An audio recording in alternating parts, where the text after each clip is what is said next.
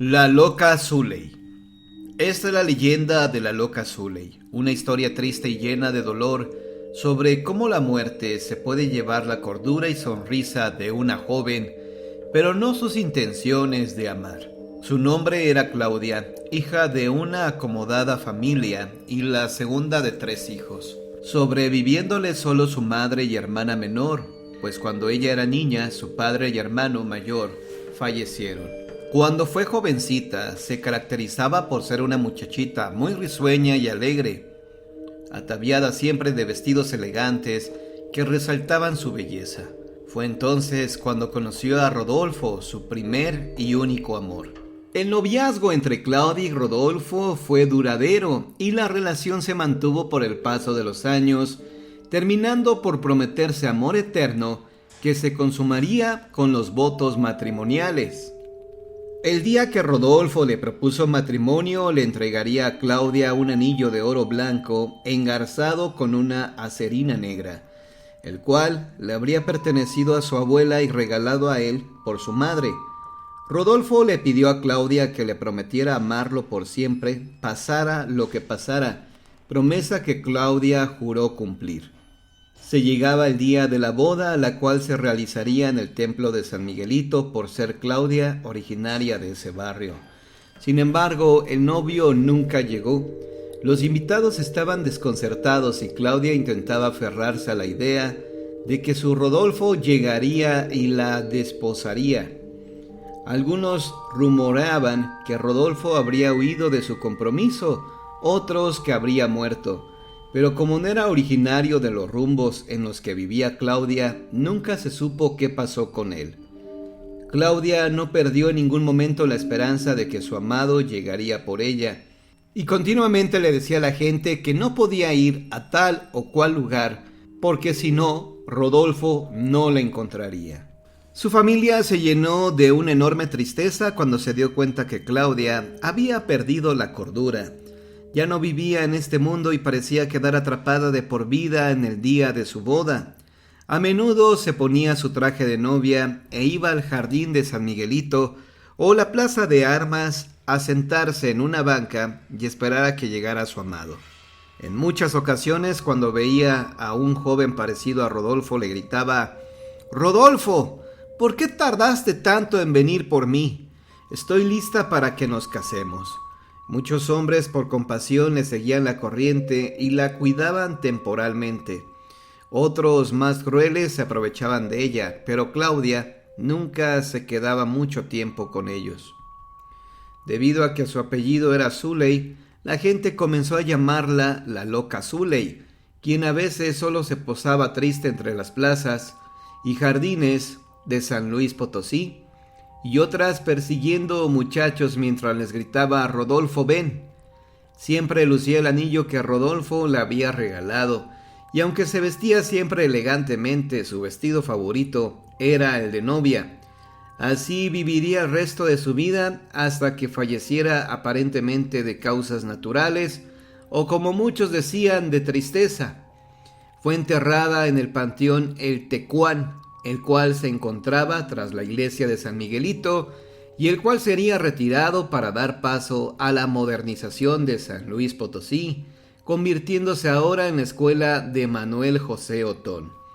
En los restos del desaparecido panteón, un joyero del mercado de la Merced habría encontrado el anillo de oro blanco con la acerina engarzada, el cual ofreció a la Virgen de la Soledad y la cual ahora porta en su mano izquierda.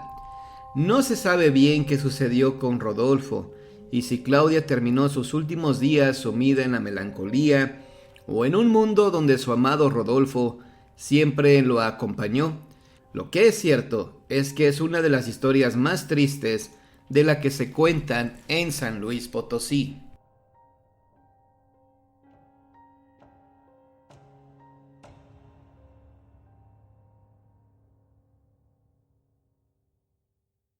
Leyenda del Teatro Alarcón de San Luis Potosí, El Gabardinas. Detrás de la enriquecedora y larga historia de este edificio se cuenta que el teatro alberga entre sus muros sucesos e historias paranormales. Es hogar de espíritus que aún no han encontrado el eterno descanso, de personas que dejaron plasmados sus sentimientos y energías sobre el escenario durante más de un siglo y que fallecieron en el lugar de una manera trágica. Entre muchos acontecimientos sin explicación se dice que en el teatro habitan seres de otro mundo, entre los cuales hay algunos conocidos como el pianista, la novia o la tacones, un niño y el gabardinas, siendo este último el más famoso de los cuatro. El gabardinas es el ser más conocido de los cuatro principales, ya que es a quien más han visto personas que han trabajado o vivido en este teatro por un largo periodo de tiempo, y es considerado el fantasma más antiguo del lugar por su leyenda. Cuenta la leyenda que varios años antes de haber sido edificado el Teatro Larcón, el terreno donde se encuentra erecto el edificio se utilizaba para realizar eventos de apuestas, tales como peleas de gallos. El terreno pertenecía a un hombre caracterizado por siempre usar una gabardina color negro, que vivía del dinero que ganaba al realizar dichos eventos, y este tenía una amante. Un día, aquel hombre de gabardina negra se enteró de que su amante lo engañaba con otra persona, y devastado por la noticia no encontró otra salida que el suicidio. En aquel terreno se erguía un gran árbol donde está actualmente la zona del escenario, en el cual fue encontrado el cuerpo del hombre colgado. El cadáver del hombre de la gabardina fue enterrado justo a un lado del gran árbol donde se quitó la vida, y tiempo después del trágico suceso, el terreno fue adquirido por Francisco Eduardo Tresguerras para construir el teatro. Actualmente, bajo el escenario del lado derecho, casi al fondo, se encuentra un cuadro pequeño de tierra con una cruz de madera sobre el suelo. Se dice que ahí sigue enterrado el cuerpo del famoso Gabardinas. Según algunas personas que han tenido este tipo de experiencias en el teatro, dicen que el Gabardinas se aparece en forma de la silueta de un hombre totalmente negra, donde se puede distinguir su gabardina y su sombrero. Nadie ha podido ver el rostro y generalmente se pasea por los corredores.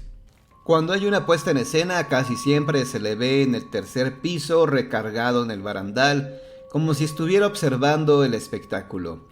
Otro de los relatos recopilados es que en el primer piso, donde se encuentran los balcones, se encontró un hecho sin explicación lógica que trata acerca de que justo a la mitad del corredor principal, para entrar a los balcones, de vez en cuando se desarrolla un olor a putrefacción a mitad de las funciones o presentaciones que se llevan a cabo en el momento. El lugar de los hechos fue examinado, se levantaron las tablas que forman el piso para ver si hallaban algo que diera una explicación lógica al olor tan desagradable, y no se encontró nada. El baño de mujeres, que se encuentra en la planta baja del teatro, está prácticamente clausurado entre varios factores, por el grado de acontecimientos paranormales que han sucedido en ese lugar. Por ejemplo, el reflejo de criaturas en el espejo del baño, se cierran las puertas y se apagan las luces de la nada. Se ha visto entrar y salir espectros del baño, etc. También se dice que el teatro está conectado con las iglesias de San Luis Potosí mediante los túneles que se encuentran en el subterráneo de la ciudad. Se cuenta que la entrada al túnel está bajo el escenario, cerca de la tumba del hombre de la gabardina donde tuvo que ser sellado. Dentro del túnel, según testimonios, se habían encontrado algunos fetos, probablemente de monjas que tuvieron que abortar en esas épocas. Sin duda, esta magnífica construcción ha sido testigo de todas las alegrías, lágrimas, tristezas, risas y tragedias que dejó alguna vez plasmado el público mexicano dentro de los muros que rodean este inmueble durante más de un siglo y medio.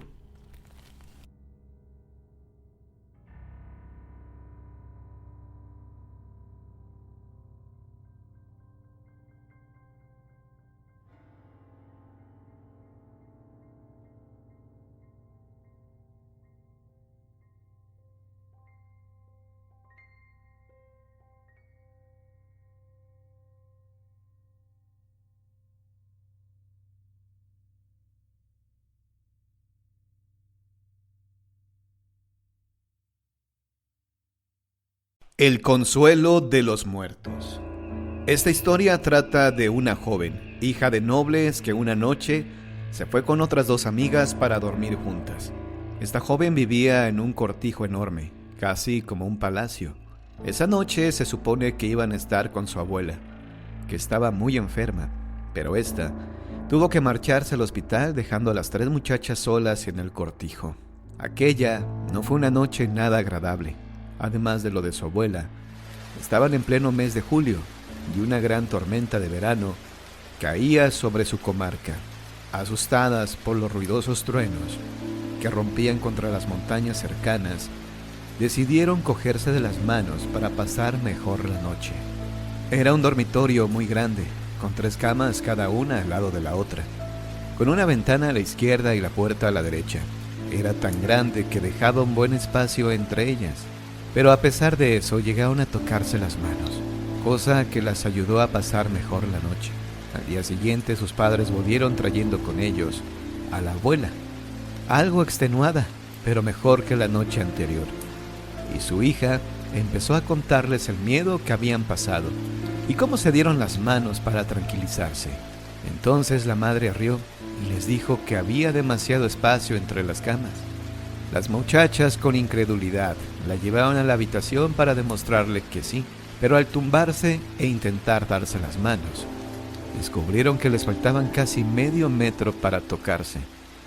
Entonces la abuela se incorporó y dijo: quizás había alguien más que buscaba consuelo anoche. No solo los vivos tienen miedo.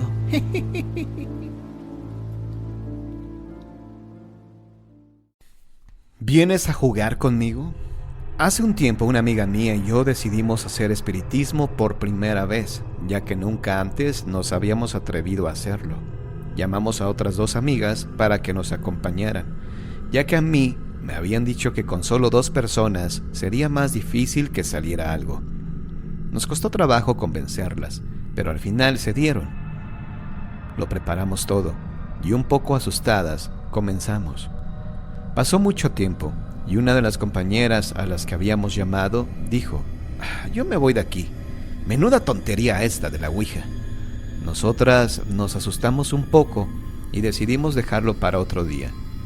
Al cabo de unos días, la compañera que se había ido me llamó aterrorizada, diciéndome que de camino a casa, después de haber ido a estudiar a la biblioteca, al pasar por delante de una casa en ruinas que hay cerca de su casa, una niña vestida de blanco le había pedido que jugara con ella.